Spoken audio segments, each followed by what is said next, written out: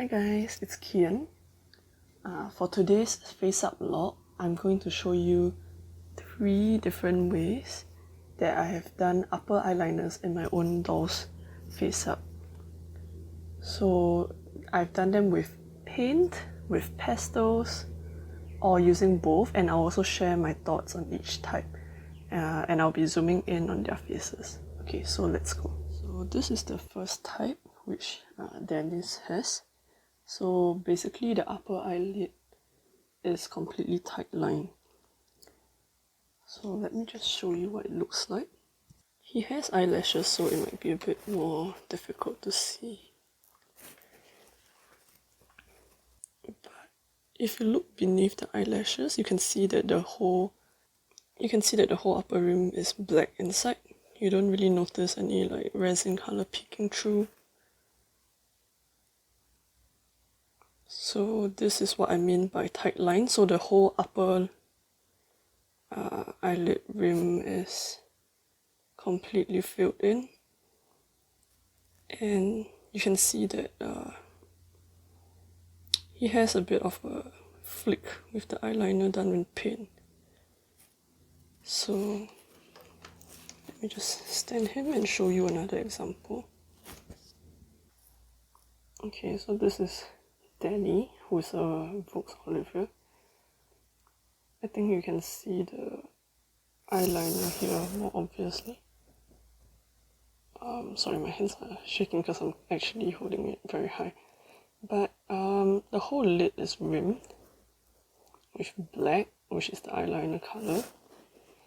And there is, well, it's really dark so you can't really see, but he does have a bit of a flick in his eyelid. So basically what it means is, you can really see, right, the whole upper eyelid is tight rimmed.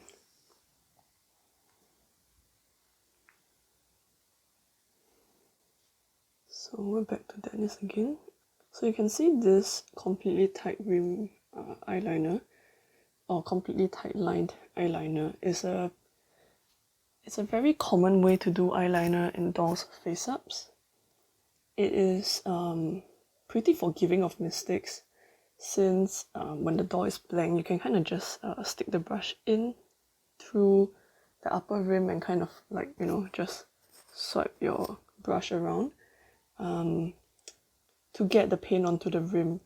And if you're not very good at painting along the lash line, you can kind of just angle your brush and use the molded eyelid rim to kind of guide how you do your eyeliner. So this is one of the simplest way to do eyeliners, and it's also the one that I used to do all the time. So this used to be my only way of doing doll BJD eyeliners. Of course, the inner corners and the outer corners, the flick still needs some sort of skill to do, but it does make the center portion of this eyeliner much easier. So the other good thing about this type of eyeliner is it's tight line, so it makes it easier to hide any glued on eyelashes that you want to put.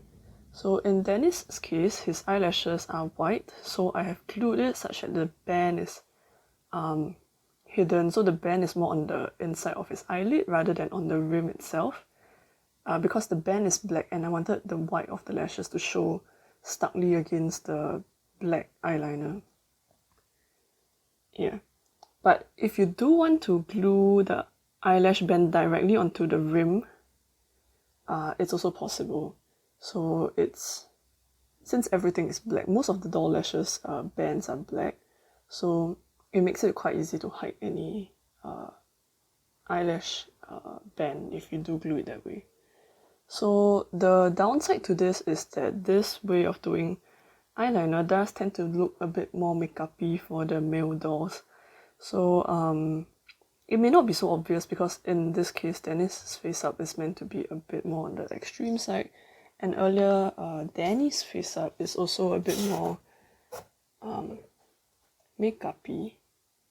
Let's see if I can fit him in frame. So this is Danny.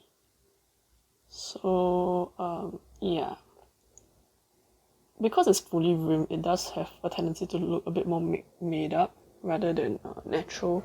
So that's the one downside to this type of eyeliner. Alright, moving on. This is the second type of eyeliner. You might think it kind of looks the same. I'm gonna call this type natural, although it's not as obvious on Parker. So basically what this is the upper eyeliner is drawn in with paint, but the rim are left as the resin color, meaning that the eyeliner is only drawn on the edge. So let me just tilt Parker so you can see.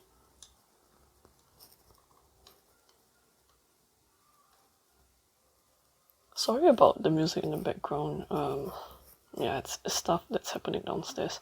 Anyway, so if you look at Parker's eyes, you can see that there is a resin rim. So his eyeliner is not fully drawn in, and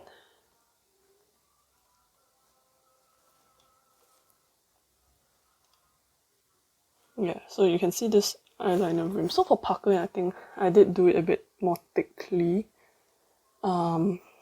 Let me show you this on Joe. So on Joe, it should be a bit more obvious. You can see that there is a rim of resin color around his eyes, the eye whites.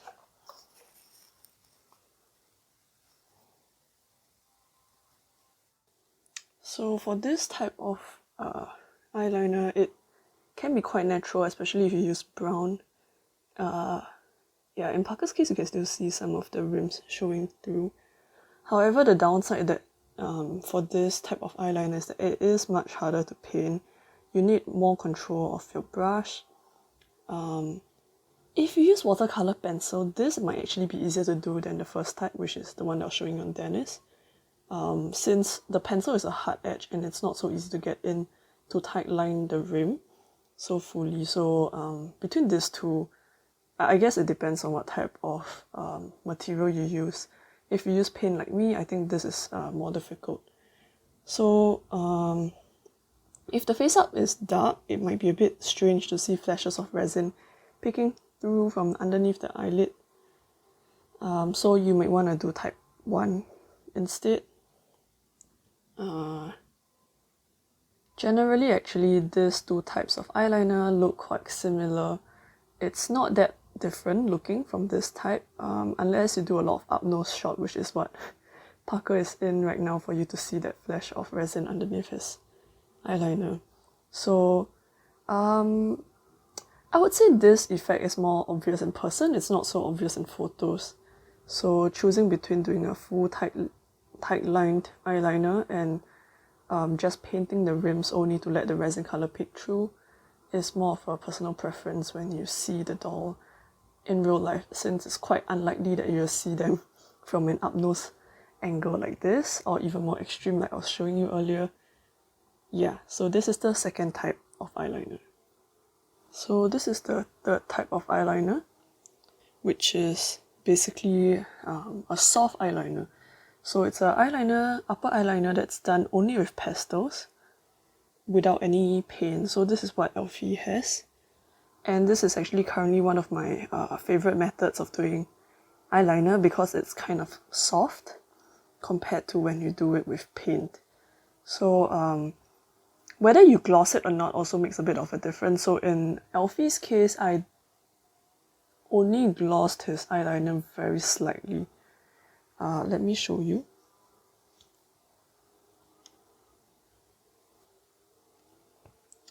So in Elfie's case, you can see his eyeliner is done completely with